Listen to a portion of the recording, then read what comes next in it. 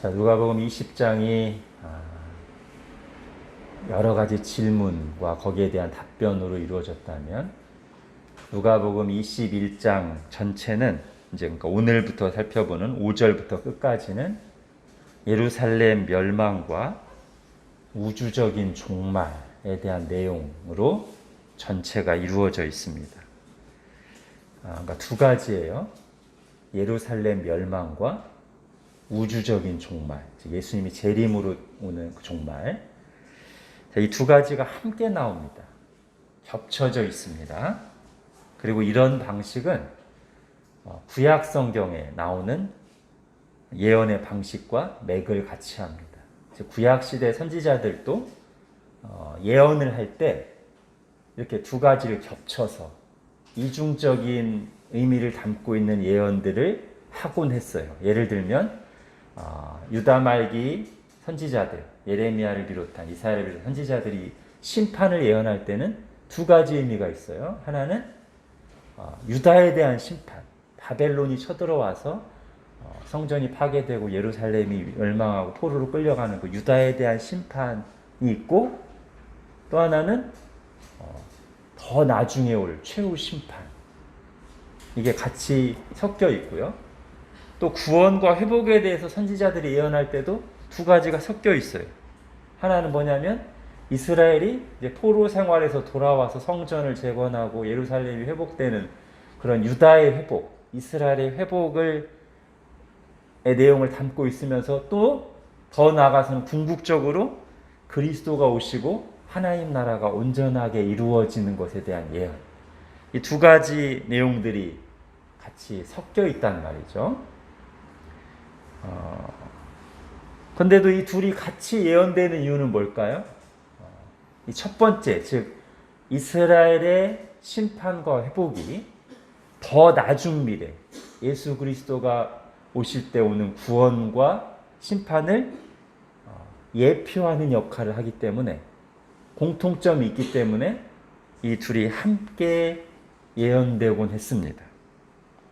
그래서 어쩔 때는 이 구절이 유다의 심판과 회복에 대한 건지, 아니면 더 나중에 궁극적인 심판과 구원에 대한 건지 아주 칼로 자르듯이 분명하게 구분되지 않는 내용들이 있어요. 왜냐하면 이 두 가지에 다 연결되어 있기 때문에.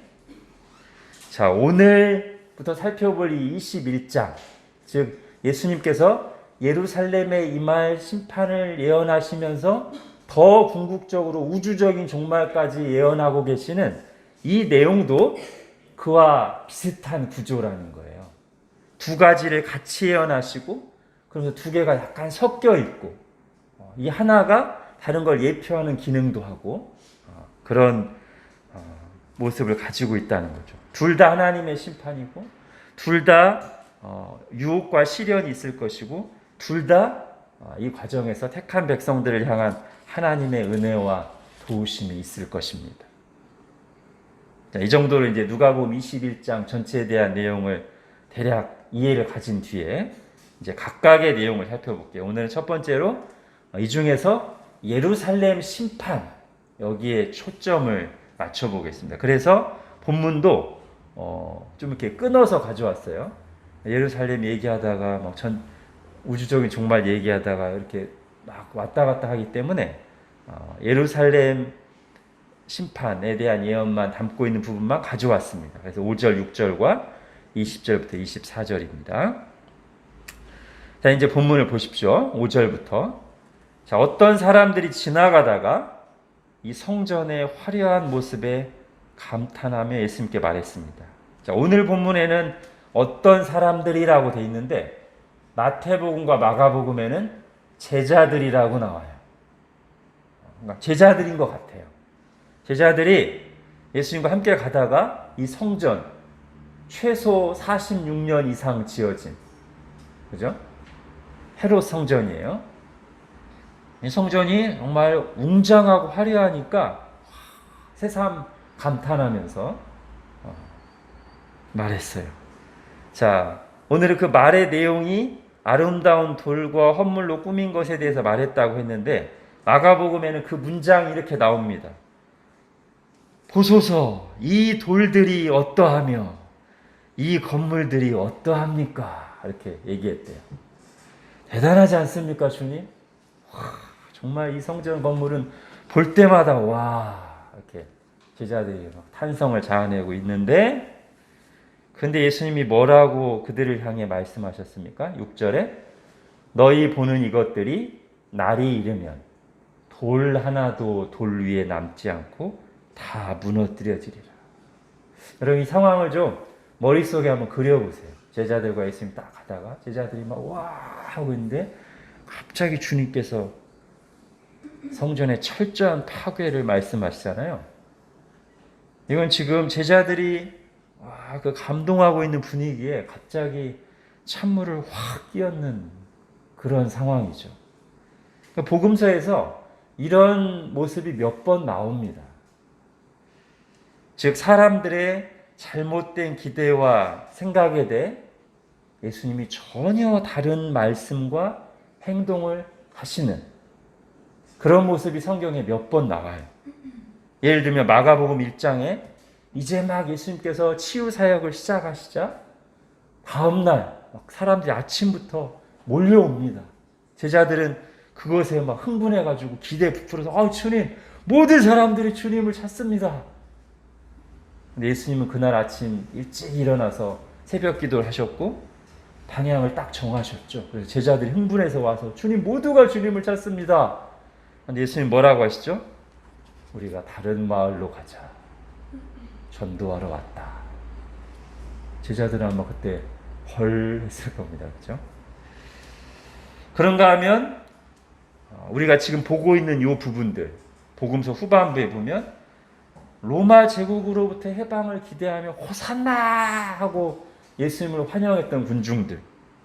근데 며칠 뒤에 보면 예수님은 그들의 그 엄청난 기대에 찬물을 끼얹듯이 로마 총독 빌라도 앞에 죄수의 모습으로 힘없이 서 계신 것을 보여주시죠.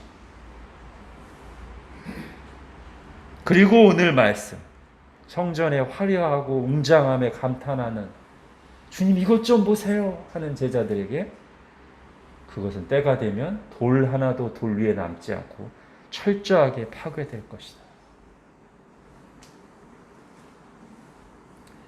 매번 이래서는 안 되겠죠. 특히 우리가 삐딱한 태도로 일단 마음에 안 들면 반대하고 본다거나 조용히 그냥 함께 따라가 주는 건 별로 내키지가 않아서 튀고 싶어서 괜히 걸고 넘어지는 식의 그렇게 분위기를 썰렁하게 만들면 안 되겠죠. 오히려 우리 그리스도인들은 로마서에 기록된 말씀처럼 할 수 있거든 너희로서는 모든 사람과 더불어 화목하라는 말씀처럼 다른 사람들을 이해하고 배려하면서 공동체의 화평을 추구하는 사람들이어야 합니다. 그러나 진리를 위해 하나님 편에 서기 위해서 때로는 분위기가 썰렁해지거나 관계가 불편해질 것을 감수하고서라도 다른 사람들과 다른 말을 하고 분명하게 선을 그어야 할 때가 있습니다. 진리가 아닌 것을 단호하게 거절하고 죄에서 돌이키도록 분명하게 권면하거나 책망해야 할 때가 있어요. 여러분 회사에서 돼지 머리 놓고 절할 때 그리스도인들이 거기에 아무렇지 않게 동참하면 안 되잖아요. 다니엘의 세 친구들이 신상에 절하지 않았듯이 그렇게 분명하게 물론 지혜롭게 그 자리를 피해야죠. 거절해야죠. 또 우리가 사람들과 대화할 때 성경의 기준과 분명하게 어긋나는 문화, 잘못된 현상에 대해서 동참하면 안 되죠. 반대 의견을 말할 수 있어야죠. 물론 정죄하는 태도가 아니라 아주 지혜롭게 얘기해야 되겠지만 성경의 기준에 분명하게 어긋나는 것에 대해서 우리가 묻어가거나 은근슬쩍 동참하는 그런 상황이 돼서는 안 되겠죠. 예를 들면 결혼관계 밖에서 일어나는 성관계에 대해서 개인의 자유라고 여기는 이 시대 분위기에 우리는 죄라는 입장을 분명하게 가지고 있잖아요. 근데 우리도 그냥 아무렇지 않은 듯 개인의 선택과 자유인 것처럼 은근슬쩍 동참하면 안 되겠죠. 물론 우리가 그런 다른 입장을 얘기할 때 사람들은 이상하게 볼 것입니다. 고리타분하게 여길 것입니다. 썰렁해질 수도 있습니다. 그러나 여러분, 우리가 그런 것들이 두려워서 우리조차 진리를 말하지 않으면, 빛과 소금인 우리조차 그것을 말하고 그런 삶을 보여주지 않으면 죄악된 것이 이 세상의 기준이 돼버려요. 우리가 말을 해야 돼요. 썰렁해지더라도, 불편해지더라도. 히브리서는 이것을 균형 있게 추구하도록 모든 사람과 더불어 화평함과 거룩함을 따르라 그랬습니다. 이 두 가지가 항상 조화시키는 게 쉽지 않은데 우리는 항상 그렇게 하기 위해서 애써야 돼요. 모든 사람과 더불어 화평함과 거룩함을 따르라. 바울도 로마서에서 모든 사람과 더불어 화목하라고 했지만 또 다른 곳에서는 이렇게 얘기하죠. 갈라디아서 1장 10절에서 이제 내가 사람들에게 좋게 하랴, 하나님께 좋게 하랴, 사람들에게 기쁨을 구하랴. 내가 지금까지 사람들의 기쁨을 구하였다면 그리스도의 종이 아니니라. 예. 하나님을 기쁘시게 하기 위해서는, 하나님 편에 서기 위해서는 얼마든지 사람들이 싫어하는 말을 하고 사람들과 부딪히는 것도 감수하겠다는 것이죠. 실제로 바울이 그렇게 살았고요. 우리가 복음서에서 주님의 그런 모범을 봅니다. 오늘 본문에서도요. 사람들이 듣기 싫어할지라도, 분위기가 썰렁해지라도 꼭 필요한 경우에는 사람들의 기대와 다른, 사람들의 생각과 다른 하나님의 뜻을 분명하게 드러내시고 선포하시는 모습을 우리가 봅니다. 자, 오늘은 성전이 철저하게 파괴된다는 게 그거예요. 왜 성전이 이렇게 철저하게 파괴됩니까? 자, 성전이 예루살렘에 있죠. 이스라엘 사람들이 가장 중요하게 여기는 성전이 이렇게 돌 하나도 돌 위에 낡지 않고 철저하게 파괴될 정도라면 이 성전이 있는 예루살렘은 말할 것도 없겠죠, 그죠? 예루살렘도 완전히 파괴됩니다. 그게 이제 20절부터 24절까지 나오는 것이고요. 그리고 이 바로 20절부터 24절까지 예루살렘도 철저하게 파괴될 거라는 그 예언 속에 왜 그런 일이 일어나는지 이유가 중간에 분명히 나옵니다. 22절 보십시오. 같이 읽겠습니다. 시작. 이 날들은 기록된 모든 것을 이루는 징벌의 날이니라. 예. 주님께서 징벌이라고 말씀하세요. 곧 죄에 대한 징계 또는 심판으로 이런 일이 일어난다는 것이죠. 하나님께서 오래 참고 기다리셨던 이스라엘의 죄악에 대한 심판의 날이라고 말씀하시는 겁니다. 자, 이걸 주님께서 앞에서도 몇 차례 말씀하신 바가 있어요. 자, 앞으로 한번 넘겨가면서 좀 찾아볼게요. 누가복음 20장 보십시오. 우리가 불과 몇 주 전에 했던 누가복음 20장 9절부터 18절까지 이게 뭡니까? 악한 포도원 농부의 비유죠. 여기서도 사실은 심판에 대한 메시지가 담겨 있어요. 이 포도원의 소작농들, 즉 이스라엘이 계속해서 주인이 보낸 종들, 즉 선지자들을 죽이고 능욕하고 거부하다가 마지막에는 누구까지? 주인의 아들, 즉 하나님의 아들 예수 그리스도까지 죽이고, 그것에 대해서 주인은, 즉 하나님은 어떻게 하신다는 거예요? 16절에 와서 그 농부들을 진멸하고 포도원을 다른 사람들에게 주리라. 예, 이것이 이스라엘에 대한 심판의 예언이죠. 자, 한 장만 더 가보십시오. 19장 45절부터 46절도 보세요. 여기서 주님께서 뭘 하시죠?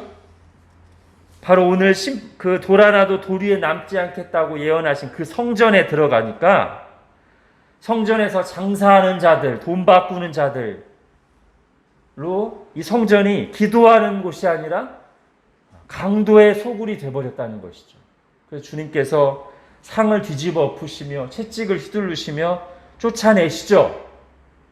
자, 이것은 왜 성전이 파괴되어야 되는지 그 이유를 보여주는 장면이자 이 성전에서 주님께서 행하신 모습이 장차 이 성전에 임할 심판을 어느 정도 예표하는 것이라고 할 수도 있겠습니다. 자, 바로 앞에 본문을 또 보십시오. 누가복음 19장 41절부터 44절입니다. 가까이 오사 성을 보고 우시며, 이 성이 무슨 성? 예루살렘, 그죠? 예루살렘을 보고 우시며 이르시되 너도 오늘 평화에 관한 일을 알았더라면 좋을 뻔하였거니와 지금 내 눈에 숨겨졌도다. 날이 이를지라 내 원수들이 토둔을 쌓고 너를 둘러 사면으로 가두고 또 너와 및 그 가운데 있는 네 자식들을 땅에 메어치며 돌 하나도 돌 위에 남기지 아니하리니. 예. 자, 오늘 본문에서는 성전이 돌 하나도 돌 위에 남지 않을 만큼 철저하게 파괴된다고 하셨는데 며칠 전에는 예루살렘을 보고 우시면서 예루살렘 성 자체가 돌 하나도 돌 위에 남지 않고 완전히 파괴될 것이다 라고 말씀하셨어요. 그리고 이 대목에서는 주님의 마음을 분명히 드러내시죠. 주님이 우셨어요. 하나님을 등지고 계속해서 죄의 길로 가는 이스라엘을 향한 주님의 안타까운 마음으로 우셨고, 그로 인해 끝내 회개하지 않으므로 하나님의 무서운 심판을 받게 된 그들을 생각하며 우신 것입니다. 자, 누가복음 13장에도 보면, 이제 찾지는 않겠습니다. 누가복음 13장에도 보면 그때도 주님께서 예루살렘을 안타깝게 부르시며 예루살렘에 대한 심판을 말씀하셨어요. 예루살렘아, 예루살렘아, 선지자들을 죽이고 내게 파송된 자들을 돌로 치는 자여, 암탉이 제 새끼를 날개 아래 모음같이 내가 너희의 자녀를 모으려 한 일이 몇 번이냐. 그러나 너희가 원하지 아니하였도다. 보라, 너희 집이 황폐하여 버린 바 되리라. 예. 그러니까 예수님은 사실 오늘 본문만 아니라 지금까지 여러 번에 걸쳐서 예루살렘에 대한 아픈 마음을 표현하셨고, 이 예루살렘이 회개하지 않음으로 인해서 이 예루살렘 또는 예루살렘으로 대표되는 이스라엘 백성들에게 하나님의 무서운 심판이 임할 것임을 누누이 말씀해 오셨습니다. 근데 여러분, 복음서에서 이렇게 예수님이 거듭 말씀하신 것과 같은 일이 비슷하게 일어난 적이 또 있어요. 언제죠? 구약 시대에 있었죠. 예레미야를 비롯한 선지자들이 유다의 교만과 우상 숭배를 책망하면서 이제 바벨론이 와서 성전이 파괴되고 예루살렘이 황폐하게 될 것을 예언했습니다. 오늘 예수님이 그러신 것처럼. 예레미야 선지자는 특히 사람들의 공격과 비난을 받으면서도 이 예루살렘에 임할 하나님의 징계를 생각하며 눈물을 흘리며 끝까지 말씀을 전했지만 이스라엘은 끝내 회개하지 않았고 하나님께서는 결국 예레미야를 비롯한 선지자들을 통해 말씀하신 그 모든 예언을 그대로 성취하셨습니다. 그때 그 아름답고 웅장했던 솔로몬 성전은 완전히 파괴되었고 예루살렘 성도 무너지고 황폐하게 되었습니다. 그런데 지금 그때와 비슷한 일이 또 일어날 것이라고 주님께서 말씀하십니다. 은혜가 충만하신 예수님의 입에서 그 무서운 심판들이 일어날 것이라는 예언이 선포되고 있습니다. 이유도 같아요. 예레미야가 예언할 때랑 이유도 똑같아요. 계속해서 하나님의 뜻을 거스르고 우상 숭배하며 죄를 짓고 그러면서도 말씀 앞에서 회개하지 않기를 계속하는 그 모습 때문에 하나님의 경고와 간절한 권면을 무시한 채 자기 소견에 오른 대로의 길을 계속 가기 때문에, 그리고 마침내 하나님이 인간을 구원하려고 보내신 하나님의 아들마저도 거부하고 십자가에 못 박아 죽였기 때문에 이제 하나님의 징벌의 날이 올 것입니다. 오래 참고 기다리셨던 이스라엘의 죄에 대한 하나님의 진노가 쏟아 부어질 것입니다. 우상 숭배와 교만으로 하나님의 영광을 짓밟았던 이스라엘이 이제는 그들이 자랑스럽게 여기는 성전과 예루살렘과 함께 로마 제국의 칼과 말발굽 아래 철저히 파괴되고 짓밟힐 것입니다. 여러분, 이 둘 사이에 차이점이 있다면, 즉 구약 시대의 예루살렘 멸망과 오늘 지금 주님이 예언하시는 AD 70년의 예루살렘 멸망의 차이점이 있다면, 구약 시대에는 징계이고요, 지금 주님이 말씀하시는 것은 심판이라는 점입니다. 그럼 징계와 심판이 다르죠? 징계는 형벌 뒤에 회복이 있습니다. 그걸 위한 형벌이 징계입니다. 죄에서 돌이키고 바로 세우기 위한 것이죠. 그러나 심판은 그대로 끝입니다. 버리는 겁니다. 회복을 위한 징벌이 아니라 그냥 죄에 대해서 완전히 끝을 내는 것입니다. 이제 하나님이 주신 구원의 길인 예수님마저 거부한 이스라엘 민족은 더 이상 구약시대와 같은 하나님의 백성이 아닙니다. 이스라엘 혈통이라는 이유만으로 더 이상의 특권은 없습니다. 건물 성전의 역할도 끝났습니다. 이제 참 성전이신 그리스도가 오셨기 때문입니다. 이제는 그분의 몸인 교회가 성전입니다. 교회가 하나님의 백성들입니다. 예수 그리스도를 믿고 따르는 우리가 하나님의 백성이고 성전입니다. 그러므로 예수님이 죽으시고 부활하신 후에 끝내 예수님을 거부하고 교만하게 구는 이스라엘에게 임하는 이 성전 파괴와 예루살렘 황폐라는 형벌은 구약시대처럼 회복시키기 위해서 내린 징계가 아니라, 하나님의 백성에게 임한 징계가 아니라 하나님의 대적에게 임하는 심판이라고 할 수 있습니다. 자, 그럴지라도 둘 사이에 공통점이 많이 있어요. 징계와 심판 사이에 공통점이 있고, 무엇보다도 구약 시대에 있었던 예루살렘 멸망과 오늘 주님이 예언하시는 예루살렘 멸망에 비슷한 점이 많이 있습니다. 그리고 그것이 지금 우리에게 적용될 수 있는 내용이겠죠. 여러분, 이렇게 비슷한 일이 일어난 이유가 뭘까요? 우선 그 이유는 역사의 주체들이 예나 지금이나 동일하기 때문이에요. 하나님이 어제나 오늘이나 영원토록 동일하시죠? 사람의 상태도 구약 시대나 신약 시대나 그리고 현대 시대나 똑같아요. 그리고 우리의 대적인 마귀의 본질도, 목표도, 일하는 방식도 그때나 지금이나 똑같아요. 그러니까 역사의 주체들이 다 그때나 지금이나 똑같기 때문에 비슷한 일이 반복될 수밖에 없어요. 자, 오늘 우리에게 적용하기 위해서 또 한 가지를 말한다면, 하나님의 통치 원리가 불변합니다.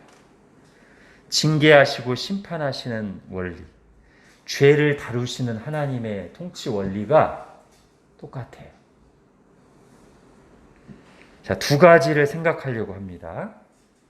첫 번째는 하나님은 오래 참고 기다리십니다.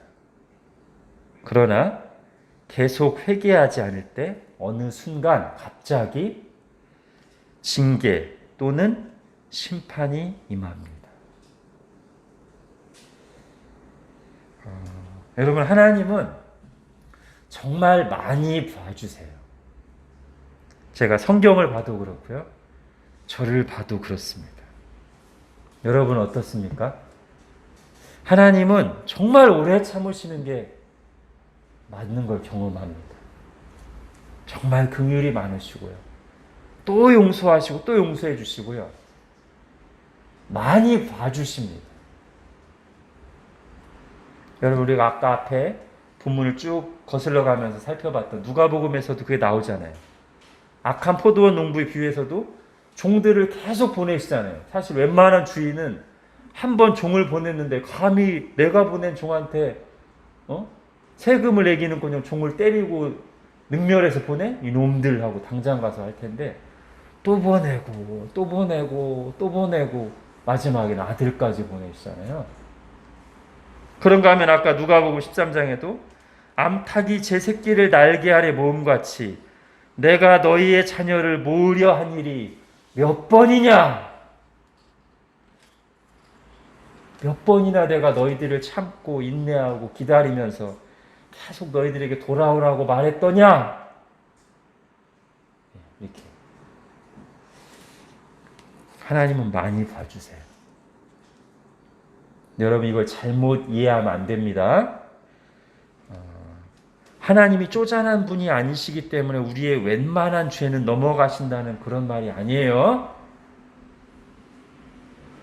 하나님이 쪼잔한 분이 아니고 마음이 크고 넓으신 분인 것은 100번 지당한 말씀입니다만, 많은 경우 우리의 죄가 별거 아니어서 대수롭지 않아서 봐주시고 넘어가는 게 아니란 말이에요. 그런 식으로 말하다 보면 우리가 죄나 은혜를 너무 가볍게 여기는 경향이 있습니다. 사실 우리는 성경 말씀에 충실하게 하면 마땅히 심판받을 죄인들입니다. 우리가 세상의 기준과 감정으로가 아니라 정말 하나님과 그분의 말씀 앞에서 정직하게 우리 자신을 바라보면 그게 100% 맞습니다. 그렇기 때문에 하나님 아들 예수 그리스도를 우리 대신 십자가에 못 박으시고 그 위에 진노와 심판을 쏟아 부으신 거죠. 우리 죄가 가볍지가 않다고요. 그리고 예수 그리스도를 믿고 구원받은 뒤에도 우리의 상태는 여전히 악합니다. 또 예수님을 믿고 구원받은 사람들에게도 하나님의 말씀을 거스르고 불순종하는 죄는 결코 대수롭지 않거나 작은 죄가 아닙니다.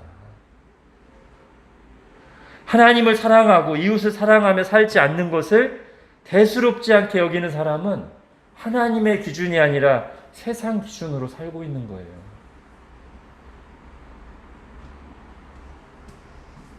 우리는 여전히 실수하고 넘어지고 악한 생각과 태도로 살아갈 때가 많지만, 오늘 우리가 시편으로 읽고 찬송으로도 불렀듯이 우리에게 향하신 여호와의 인자하심이 크고 크시기 때문에 우리가 죄를 지을 때마다, 넘어질 때마다 당장의 징계가 나타나지 않는 것뿐입니다. 정말 오래 참고 기다리십니다. 정말 많이 봐주십니다. 때로는 이래도 되나 싶을 정도로 봐주신다고 느낄 때가 있습니다. 그러니 감사하십시오. 겸손하십시오. 그리고 두려워하십시오.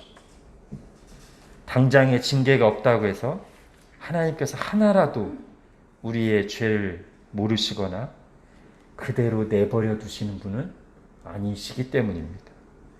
은밀한 죄를 계속 짓고 마음에 하나님을 두지 않고 살기를 계속하고 말씀을 청종하지 않고 진실한 회개 없이 산다면 어느 순간 갑자기 하나님의 징계가 임할 것입니다.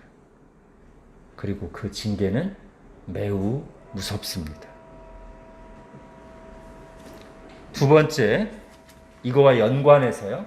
그렇기 때문에 하나님께서 매를 드셨을 때는, 즉 징계하실 때는 어느 하나의 죄 때문이 아니라는 사실을 알아야 됩니다.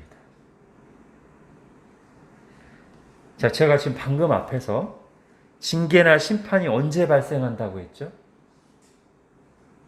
오래 참고 기다리시다가 그래도 계속 회개하지 않을 때 일어난다고 했죠?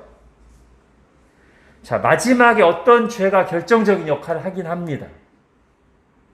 그러나 하나님이 징계하시는 이유는 마지막에 그 결정적인 어떤 죄 하나 때문에 징계하신 게 아니라 그 이전에 쌓이고 쌓였던 죄들과 악한 마음들과 회개하지 않음 때문에 임한 거거든요.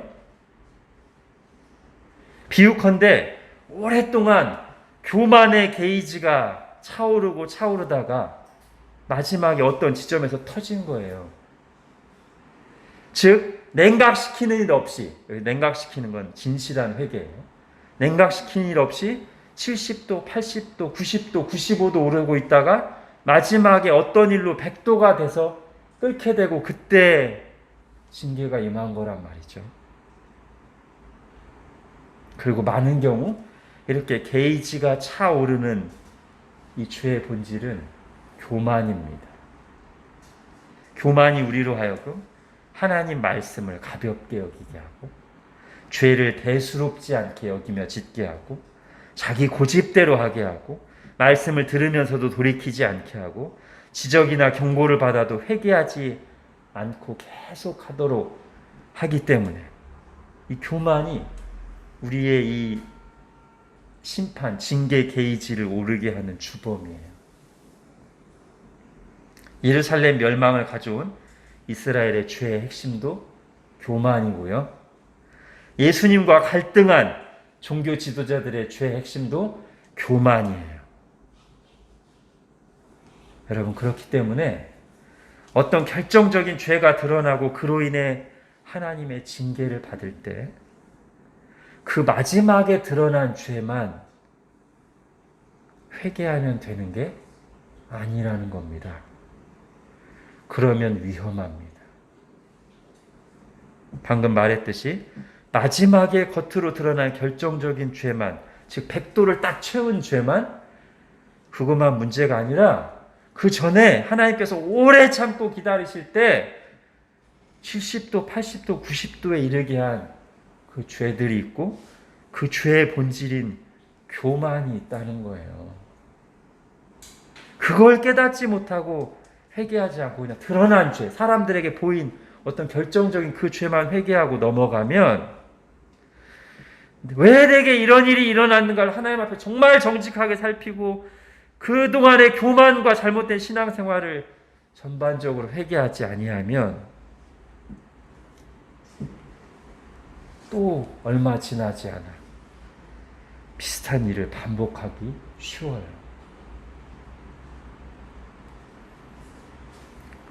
물론 더 좋은 것은 뭡니까? 임계점에 이르기 전에, 즉 징계를 받기 전에 매주 예배를 드릴 때마다 주시는 말씀 앞에, 그리고 매일 내가 펴놓고 읽고 묵상하는 말씀 앞에 형식적으로가 아니라 겸손하게 정직하게 반응하고 순종하는 거예요. 또는 그러지 못하기를 어느 정도 지속하다가 사람이나 상황을 통해 내 문제가 드러나거나 지적받거나 어떤 경고의 사인을 감지했을 때 그때 아차 진지하게 하나님 앞에 자신을 살피며 회개하는 거예요. 그러면 게이지가 이렇게 딱 올라오다가 주일 말씀 또 내가 개인적으로 들은 말씀 진지하게 다 반응할 때 쭉 한번 내려가죠. 또는 경고를 받았거나 어떤 사인을 감지했을 때 진실하게 회개하면 쭉 내려가죠. 그때그때 듣는 말씀에 반응하고 그때그때 진실하게 회개할 때 그 은혜와 회개를 통해 이게 쌓이지 않고 내려가요. 하나님께서 우리에게 그런 은혜 주시기를 바랍니다.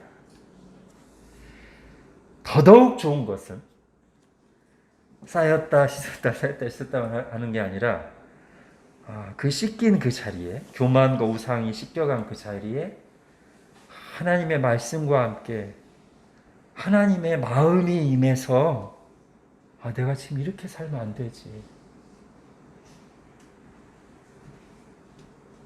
주님을 더 사모하고 어떻게 하면 내가 나를 이 땅에 보내신 주님의 뜻을 성취하며 살고, 그런 소원으로 가득 차서 즐거이 사명을 감당하는 삶을 사는 것이겠죠.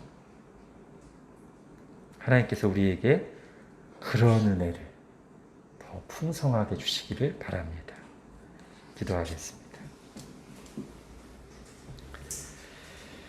하나님 아버지, 오늘 성전의 화려한 외양에 감탄하는 제자들에게 찬물을 끼얹듯 그들이 듣기에 결코 달갑지 않았을 성전 파괴와 예루살렘 멸망의 말씀을 주님이 하신 것처럼 오늘 우리도 그 주님의 말씀을 본문으로 삼아 우리가 결코 듣기에 편하거나 달갑지만은 않은 죄와 하나님의 그 죄를 다루시는 징계하신 원리에 대해서 들었습니다. 하나님, 저희가 이 말씀도 은혜로운 말씀처럼 똑같이 진지하게 듣고 받고 적용해서 바라기는